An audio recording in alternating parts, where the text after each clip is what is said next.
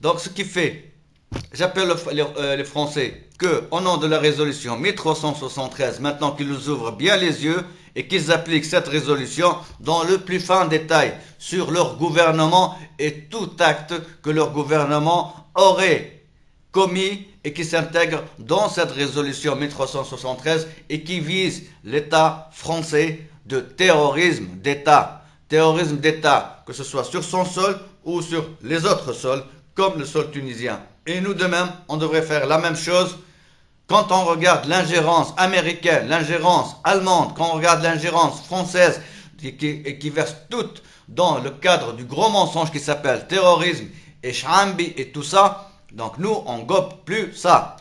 Alors, si on veut dire qu'on a été indépendant en Tunisie, c'est de cette façon-là qu'on dit qu'on est indépendant en Tunisie. Et si l'État essaie de nous convaincre du contraire, que le message que je véhicule est faux, et bien qu'il m'affronte dans un procès devant tout le peuple tunisien. On en a marre que ces gens-là tuent les Tunisiens.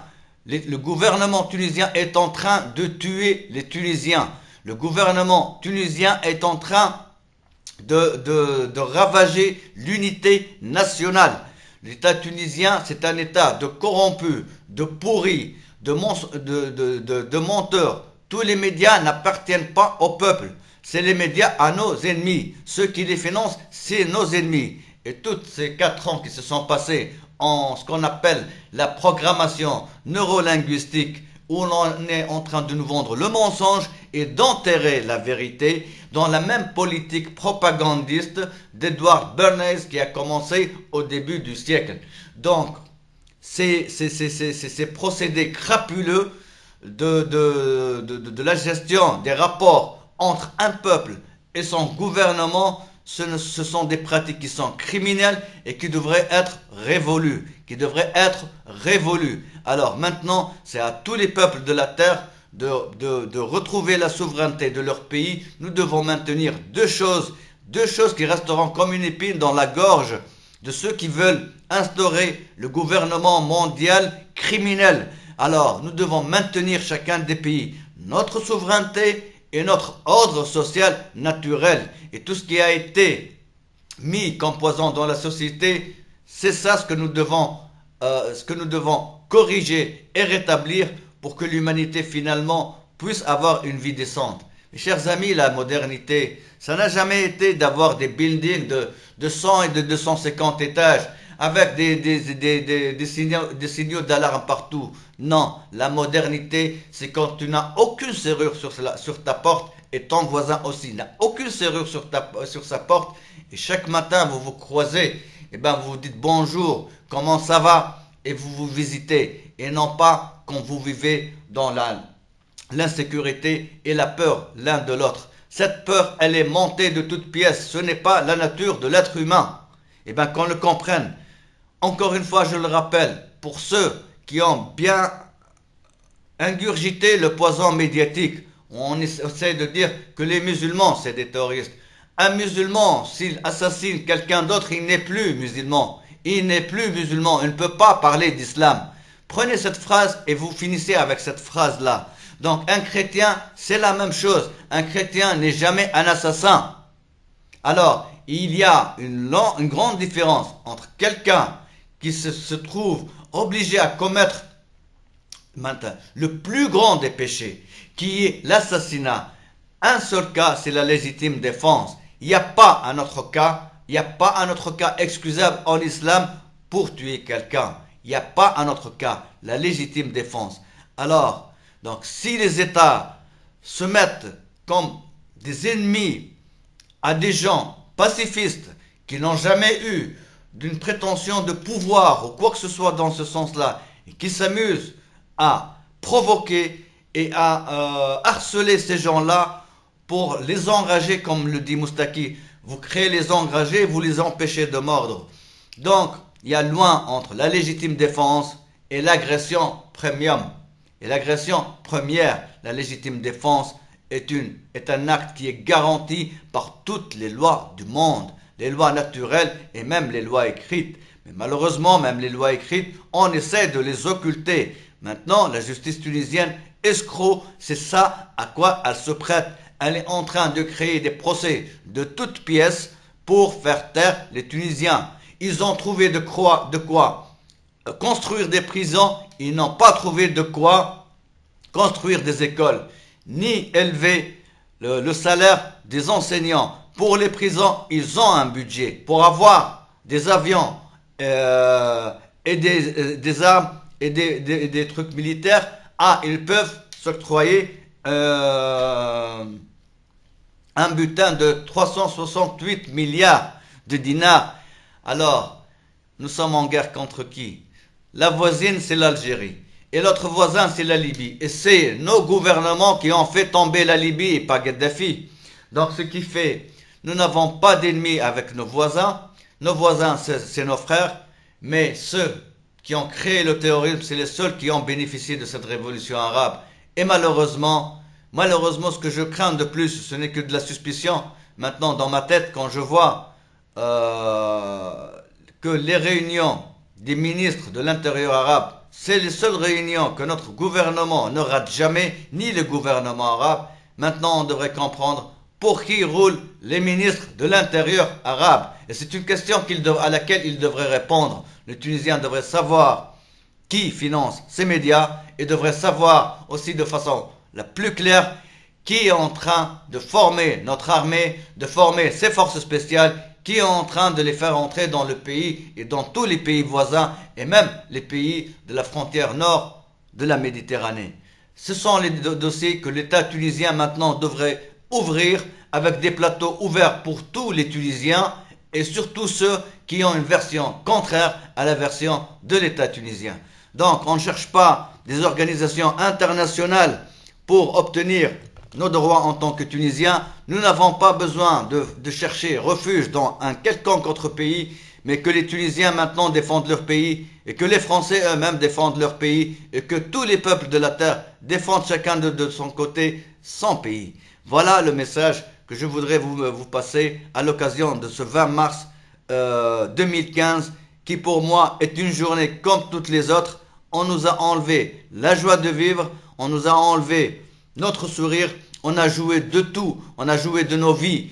Personnellement, on avait joué de ma fille quand j'ai accouru à son secours par le biais de la loi. Alors, ce qu'on appelle la protection de l'enfance, mais ce sont des criminels. Mais c'est une institution qui a été créée en Tunisie justement pour jouer des enfants. Elle n'a jamais été une institution pour protéger les enfants. Maintenant, je me trouve les reins brisés, ma carrière brisée, je peux même pas voir ma petite, et ma petite n'a aucune idée où peut être son papa, et pourquoi elle ne le voit plus. Cela fait 4 ans que l'État tunisien, il a une montagne de plaintes à son encontre, et qui se lui sont présentées directement à sa personne en tant que juge est parti. Et pourtant, jusqu'à ce jour, le silence horrible. Nous n'avons pas de justice en Tunisie. Nous avons une association de malfaiteurs, une association de criminels qui est bien structurée et qui ne confronte pas ce que je dis là en public et devant tout le monde.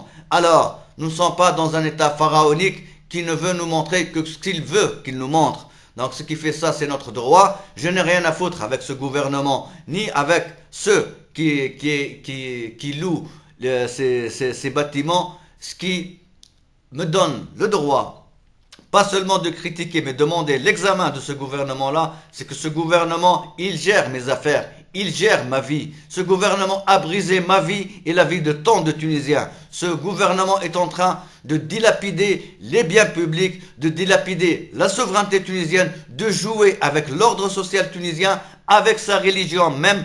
Les Tunisiens, c'est des gens pacifistes et tout le monde le sait. Alors, si ces gouvernements se sont amusés à créer pendant 23 ans des gens qui sont des criminels, qui sont créés par la justice elle-même, force d'injustice et force d'usage de pouvoir. Donc, personne n'est criminel, c'est l'État tunisien qui crée les criminels, comme tous les autres États d'ailleurs.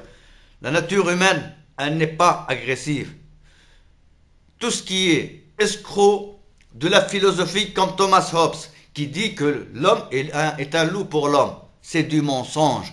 Donc, il faut que chacun remue un peu ce qu'il a dans la tête et révise ce qu'il avait reçu comme enseignement. J'imagine quand même que l'ancienne génération française, elle a bénéficié d'un bon enseignement de l'histoire et de pas mal de choses qui leur donnent des éléments qui leur permettent d'avoir un esprit critique. Parce qu'on peut recevoir un enseignement, mais ce n'est pas une religion, un enseignement. Et encore, avoir l'esprit libre pour penser ce qu'on devrait penser de ce qu'on a reçu comme formation. Alors, il n'y a pas de loi Guesso à l'intérieur de nos têtes. Il n'y a pas de loi Guesso. La loi Guesso, c'est l'idiot qui se l'impose lui-même. Il n'y a pas de loi Guesso qui nous empêche de réviser tout ce qu'on aurait appris. Alors maintenant que ces têtes commencent à réfléchir réellement, si elles aspirent à un réel bonheur, si elles aspirent à sentir chaque moment de leur vie, à sentir quand on respire, à sentir quand on bouge, quand on contemple la lune, quand on profite du soleil, quand on profite du vent, de la brise, quand on serre quelqu'un contre soi, quand on joue avec ses enfants, quand on est avec le patron pour construire au sein de l'entreprise ce qui est bien pour toute l'humanité. Voilà à quoi est censé être vouée une humanité, à la construction et non pas à la destruction. Maintenant, nous sommes dans une religion mondiale nouvelle qui s'appelle le terrorisme d'État contre les peuples. Donc, le gros mensonge du 11 septembre, il est temps de le dénoncer massivement, populairement et partout dans le monde. Il faut arrêter les criminels qui nous ont été exportés depuis les États-Unis et qui veulent maintenant que les États arabes prennent comme culte gouvernemental le terrorisme d'État contre leur peuple. Sur ce, je vous laisse et excusez si j'étais, si je vous parle, parce que quelqu'un quand il est sous terrorisme d'État, quand tous ses droits sont bafoués, politiques, civiques, économiques et tout cela fait 5 ans que mes vivres sont coupés, qu'aucune enquête ne s'ouvre et que je suis resté sur le sol tunisien. Je ne suis pas sorti dehors pour me plaindre des criminels qui prennent nos institutions. Je suis resté dans le pays. Alors je m'en fous, c'est le Tunisien, il est sous lavage de cerveau, mais il est temps qu'il se réveille. Si ce n'est pas aujourd'hui, le 20 mars, ce sera le 21, ce sera le mois d'après, ce sera celui d'après. Mais qu'on arrête de cautionner les mensonges qui sont sur notre sol et que même les médias français disent qu'il y a un terrorisme d'État en Tunisie. Maintenant, les Français, vous devez dire que vous, les médias français, ben vous mentez. Il n'y a pas de terrorisme en Tunisie. Ce terrorisme, c'est un terrorisme d'État créé avec la complicité de l'État français lui-même et de pas mal d'autres États. Donc, Giulio Andreotti, en 1990, Le 24 octobre 1990, devant les élus de la nation italienne, Giulio Andreotti, l'ancien chef de gouvernement, révèle au monde entier l'existence d'une armée secrète européenne placée sous commandement de l'OTAN et des États-Unis. Cette armée serait responsable de manipulations, d'assassinats et d'attentats. Selon Andreotti, l'armée secrète agissait avec l'approbation des États, ou du moins d'une partie des élites gouvernantes. En révélant ainsi l'existence de ce réseau d'agents, il déclenche l'un des plus gros scandales politico-militaires de la fin du XXe siècle. Pour comprendre comment cette armée secrète s'est immiscée dans les affaires intérieures de certains pays, l'historien suisse a découvert l'explication dans un document clé, un accord passé dans le cadre de l'OTAN entre les services secrets italiens et la CIA en vue de la création d'une armée secrète dans ce pays. Le plus grand scandale, le plus grand fiasco qu'a eu l'OTAN, où des États en entier étaient complices d'un terrorisme manœuvré par l'OTAN et ce qu'on appelle le stay behind. La découverte a été une surprise, comme les explosifs qui étaient utilisés étaient du C4. Donc ce qui fait, les stay behind ne sont pas disparus et continuent de plus belle maintenant, mais de façon encore plus révélée, plus officielle, plus légalisée. Que ce soit chez vous, c'est l'hydrogène fort, que ce soit chez nous maintenant, c'est le contrôle démocratique des forces armées. Que ça a été parachuté depuis la Suisse, le pays chocolatier, donc dans notre pays, à travers un ripou d'avocats qui s'appelle Haïk Ben Mahfouz, qui a été préparé pour la chose.